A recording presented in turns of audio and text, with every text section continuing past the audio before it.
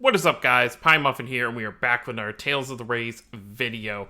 If you tuned into my live stream, you probably don't need to watch this, but if you didn't tune into my live stream or watch the live stream yourself, they dropped the second half of the preview during the stream, which we're going to go over everything here, as well as they teased the new arc, which is also part of this preview. So we're going to go over everything that they revealed right here real quick. And then after we look at the preview stuff and talk about that, we'll skip ahead in the stream, see if I can find it, where they showed a little bit of gameplay for the upcoming co-op mode, which will not be necessary for you to play. I just want to put this out there right now. If you're someone that's worried about, like, not getting rewards or something, the rewards from there will literally just be stickers and stuff to use in co-op. There's not going to be, like, diamonds or any kind of forced kind of currency that you will need to play this game mode to get. So you really don't have to worry about that. But anyways, let's hop in. Let's see what they got. I mean, I say let's see what they got, but obviously I've already seen it because I watched the live stream. We got over 150 characters currently in Tales of the Rays, which is crazy. Here's the second half of March. So we are getting, a lot of people expected this, but we are getting Ion for the story chapter, so around like the 25th. So there you go, Phone Master Ion will be playable. And for the second event this month, we are getting something I kind of expected. We got Yuan. But not just Yuan. We also have Martel coming to the game, so double character event. And then we're getting 2 overrays for 2 characters, which you should probably be able to guess who they are.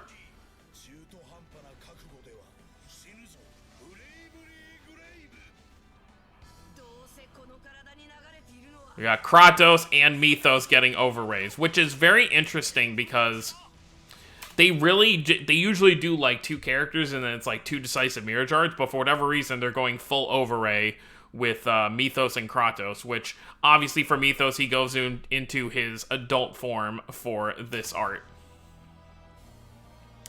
So that's what we're getting for the rest of this month, so for the tail end of it anyway, but then we have this.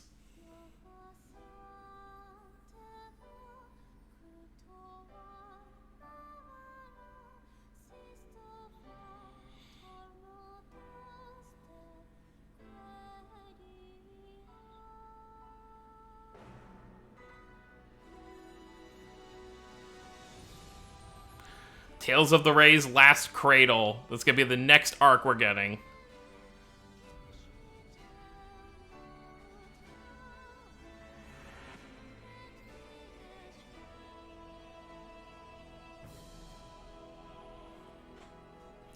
No news on when it's going to be, okay, we're going to pause it right there, just so you can get a good look at that.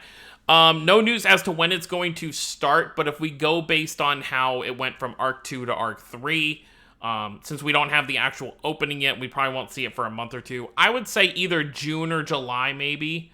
Well, July feels a little bit too far. I'd say between May and June, we'll probably see this arc actually begin. So we have the story chapter for then. Immediately, I thought maybe that, like, Ion would be a good place, because most of this arc has kind of, like, revolved around Ion, so maybe Ion's chapter could be the final one, which it could.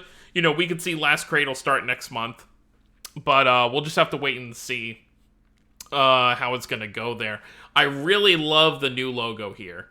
Like, it looks very kind of ominous. We've seen this building before in the Fairies Requiem opening.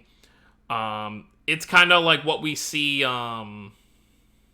I think we see part of it in, like, Kokos' vision in, like, the opening. But obviously the opening doesn't always have merit on what goes on in the arc. So it's very interesting. Original Tales of the Rays had a very lighthearted theme, you know, for the opening. Or just the overall theme of the arc. We had Mirage Prison, which was really, really dark. You know, and kind of morbid. And then we had Fairies Requiem, which has been kind of upbeat for the most part. And now we're getting into Last Cradle, which does feel like it's going to be a more serious and dark arc. I mean, you can see Ix right here. He looks like he's in a lot of pain. I think he's holding... Oh, he's holding on to Melina's hand. But yeah, you can see all the, like, bruises and stuff on Ix's face. Melina doesn't look like she's too cut up very much, and then you see Karia looking like she's nervous, and then I don't know what's going on with Kokis. You almost feel like he's, like, looking down on something, so we already know based on the previous event with the Valentine's event that Kokis has left the group for some time, so it'll be interesting to see what happens with Kokis during this arc, and just based on the images here, it does seem like it's going to deal with Ix and Kokis' relationship, because it has been kind of strained a little bit as time has gone on. So it'll be very interesting to see what happens there. And no, I do not, just because it's called Last Cradle, I do not believe that it is the end of Tales of the Rays. Like, I don't think this is the last story arc. I think it's just kind of like a part 2 to Fairy's Requiem, like with the story that started with Fairy's Requiem. That story will kind of end here, and then the arc after Last Cradle will start a whole new kind of story moving forward. Kind of like how, you know, Tales of the Rays and Mirage Prison kind of were like 2 parts of the same story, and then it started something new with Fairy's Requiem. So we'll see what goes on with that. And then after that, we have, oh, by the way, there was like a retweet campaign, and we've already like hit it. So we're going to be getting diamonds in our box, as well as they are going to be giving out, I think, like, they tried the co-op mode, and they did like a certain amount of enemies defeated during the new co-op mode that we'll probably be seeing sometime next month. So that's another like 50 diamonds we're going to see in our box. So we're probably going to see a decent amount. Here it is right here, where they're just kind of showcasing everything.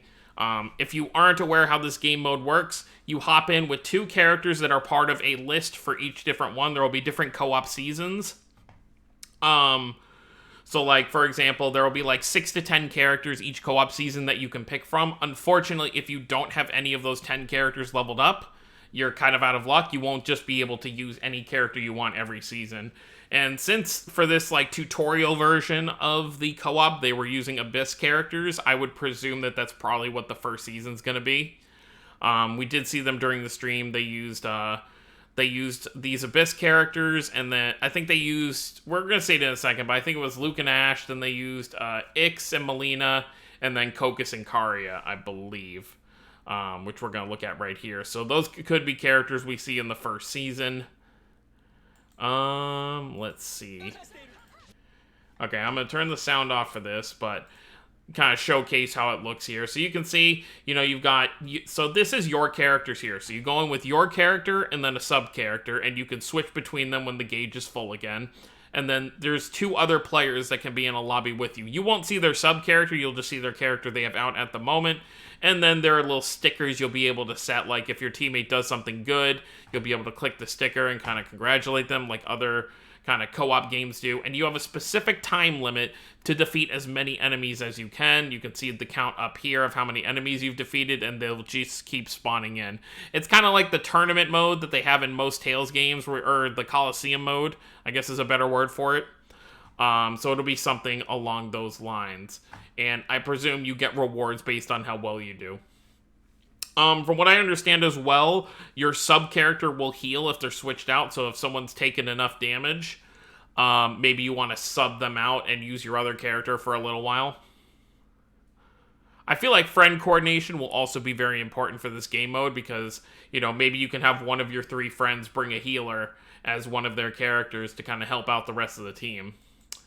And then we're going to show off, because there is a team attack. Or I guess you get, though it's called Unison Attack. That's what the mode is actually called. So let's see if we can see when they actually do it.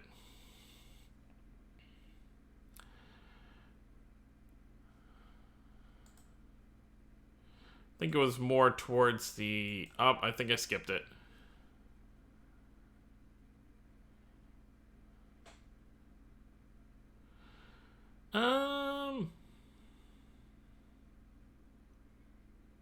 Alright, either way, it's in there somewhere. Basically, all 3, it basically just does a generic, like, attack that combines all your 3 characters' powers right there and there.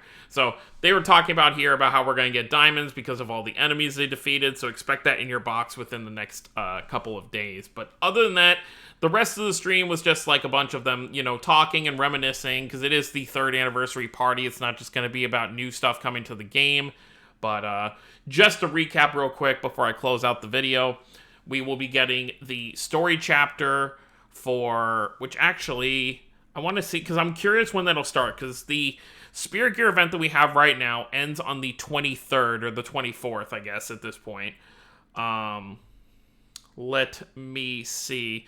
So we might get like a day or two off with no event. We'll probably get a rerun event, something to do there. Or maybe like some kind of collab rerun or something.